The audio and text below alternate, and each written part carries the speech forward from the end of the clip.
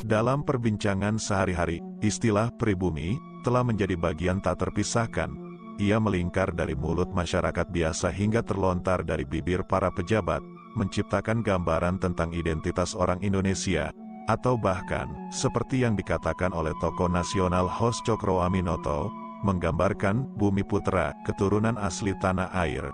Seolah-olah kata pribumi telah mengakar kuat sejak zaman penjajahan, menorehkan jejak kolonial yang tak terhapus hingga saat ini. Seiring derasnya arus sejarah, sebenarnya tercatat jelas bahwa istilah pribumi bukanlah produk lokal. Ia bukanlah lahir dari peradaban Nusantara yang kaya budaya, tetapi justru melahir dari zaman penjajahan Belanda yang mengukir klasifikasi rasial di bumi Hindia Belanda. Ingat, ini bukanlah permainan sistem kasta Hindu yang kita kenal, melainkan kebijakan undang-undang kolonial tahun 1854 yang membagi penduduk menjadi 3 kelompok. Sejarawan J.J. Rizal menjelaskan, undang-undang tersebut merinci warga negara Hindia Belanda ke dalam 3 tingkatan.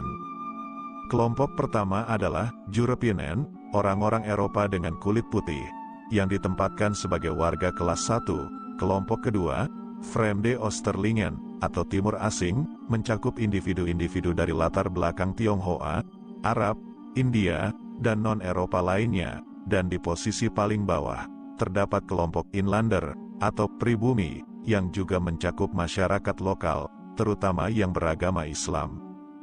Tentu saja, pengelompokan seperti ini menyiratkan bahwa pribumi berada di peringkat terendah. Mereka diidentifikasi sebagai warga kelas 3, suatu pengakuan bahwa istilah pribumi sebenarnya tak berpihak pada mereka.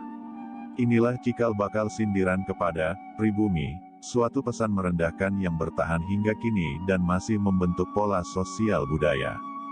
Tak mengherankan jika kamus Merriam-Webster mencatat bahwa istilah Inlander telah digunakan sejak tahun 1610.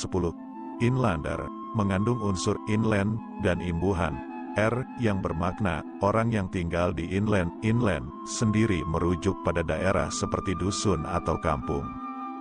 Bukti sejarah juga tergambar dalam Kamus Besar Bahasa Indonesia (KBBI) yang mencantumkan Inlander sebagai sebutan ejekan yang digunakan oleh orang Belanda terhadap penduduk asli Indonesia selama masa penjajahan. Jejaknya bisa dilacak hingga saat Belanda mengambil alih Jayakarta dan mengubahnya menjadi Batavia pada tahun 1619. Jan Pietezoon Koen, Gubernur Jenderal VOC, tahun 1619 sampai tahun 1623 dan tahun 1627 sampai tahun 1629, diyakini memiliki pandangan merendahkan terhadap pribumi. Ia lebih menghargai orang Tionghoa karena dianggap rajin dan terampil, sementara pribumi dicap malas, sulit diatur, dan tak dapat diandalkan. Namun, pandangan seperti ini bukanlah milik Koen semata. Sejak awal abad ke-17, pandangan negatif terhadap orang Indonesia telah mengakar. Para pelaut Eropa yang merasa terancam di tanah Nusantara mengubah mereka menjadi Inlander, yang mereka anggap sebagai sosok malas dan berbahaya. Edmund Scott, seorang penjelajah Inggris, misalnya, telah mencatat pandangannya tentang penduduk lokal di Banten antara 1603 hingga 1665. Ia menyampaikan pandangan bahwa orang Indonesia malas dan miskin. Pandangan ini berkembang menjadi anggapan bahwa seluruh masyarakat lokal adalah sosok jahat.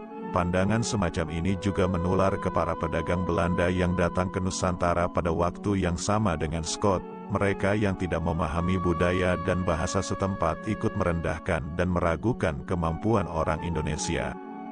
Kisah tentang kata pribumi sejatinya menceritakan bagaimana suatu istilah bisa menciptakan narasi yang merendahkan, yang melewati masa dan generasi. Kita harus terus menggali akar sejarah untuk memahami betapa kompleksnya identitas kita, serta berusaha merobek benang-benang negatif yang melingkupi pengertian kita tentang pribumi. Tahun 1956 menjadi catatan awal ketika 4 kapal dengan kepala pengemudi Dieter Kaiser dan Cornelis de Houtman menjejak pelabuhan Banten. Setelah merentang perjalanan yang berlarut selama setahun penuh, mereka mendarat dengan tujuan mencari rempah-rempah, tetapi datangnya kapal-kapal Belanda ini diterima dengan penolakan dari bangsa Indonesia. Sikap angkuh Belanda menghasilkan pencekalan dari warga Banten. Namun, riwayat ini tak berakhir di sana. Tahun 1598, bangsa Belanda kembali melintasi samudra dengan ambisi baru, menguasai dan menjajah Nusantara yang kala itu menjadi surganya rempah-rempah. Pimpinan ekspedisi, Jacob van Neck, diterima baik oleh penguasa Banten. Seiring kedatangan Belanda di tahun-tahun itu, VOC, Verenigde Oost-Indische Compagnie, didirikan pada 1602. Era penjajahan Belanda pun dimulai. Mereka mengimplementasikan kerja rodi yang menghimpit tanpa upah dan istirahat, sementara bangsa Indonesia tak bisa melawan perintah Belanda. Lebih dari 2 abad, Belanda merajalela di Indonesia hingga VOC menghadapi kebangkrutan. Pada 1799, VOC dibubarkan. Arah kekuasaan berpindah tangan saat Jepang mengambil alih sepeninggal Belanda. Konflik dengan Jepang mengakibatkan Nusantara jatuh ke dalam cengkeraman Jepang. Meskipun semula Belanda mengklaim mencari rempah-rempah, Indonesia telah lama dikenal sebagai surganya rempah-rempah sejak zaman kerajaan Hindu, Buddha dan Islam. Kekayaan negeri Nusantara meliputi lada, cengkeh, kunyit, pala, dan lebih banyak lagi. Hasil bumi ini sangat diincar oleh bangsa Barat, termasuk Belanda. Namun, di balik pencarian rempah-rempah, tersembunyi misi 3G Mas. Gold, sebagai simbol kekayaan, kejayaan, glory, yang direbut setelah merampas kekayaan Indonesia, dan penginjilan, gospel, yang berarti menyebarkan agama, terutama Nasrani. Belanda sendiri pernah berada di bawah penjajahan Spanyol sebelumnya. Kota Rotterdam sebagai pusat perdagangan Belanda harus membeli rempah-rempah dari Lisbon di wilayah Portugis, yang pada saat itu bersekutu dengan Spanyol. Setelah Belanda terbebas dari jajahan Spanyol, semangat tumbuh dan dorongan untuk mengamankan sumber rempah-rempah sendiri membara. Bangsa Belanda bertekad untuk tidak hanya membeli, tetapi memonopoli perdagangan rempah-rempah seperti yang dilakukan Spanyol. Namun, berita buruk datang saat Spanyol bersatu dengan Portugis di tahun 1580, melarang Belanda membeli rempah-rempah dari Lisbon. Inilah yang memicu pelayaran mereka ke Asia guna mencari sendiri rempah-rempah yang melimpah. Cerita kelam dan gemerlap rempah-rempah di Nusantara adalah kronik perjalanan tak hanya tentang bumbu dapur, tetapi juga perebutan kekayaan dan penyebaran agama. Meski telah berabad-abad berlalu, jejak-jejak ini terukir kuat dalam sejarah Indonesia.